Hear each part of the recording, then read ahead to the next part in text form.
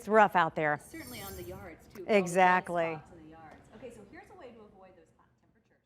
While still enjoying the great outdoors, the Smoky Mountains are on display right here in Nashville. It's at a free exhibit called Painting the Smokies at the Tennessee State Museum, and it celebrates one of the country's most visited national parks, as Terry Bulger shows us.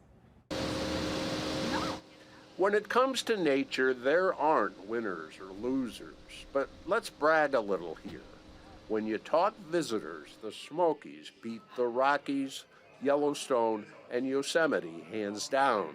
State Museum curator Matthew Galani admits it's all about location. What's talked about in this exhibit is, you know, the Rockies, the sort of the parks that you see in the Northwest, California. These are some of the earliest ones like Yosemite, Yellowstone, and those are definitely part of westward expansion in America at the time.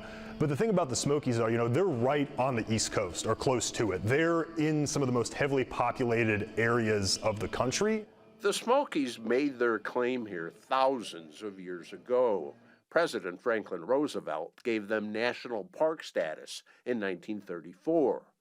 11 million visitors a year and a sure subject for paintings that could fill up multiple museums. These here are young and old.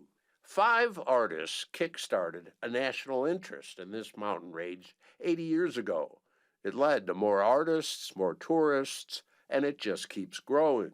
Yes, you know, the Smokies are a treasure. They're here in Tennessee, they're in North Carolina, but they're also the most visited national park in the entire country. So I think while it is very much a piece of Tennessee and North Carolina landscape, it's also a distinctly American national park.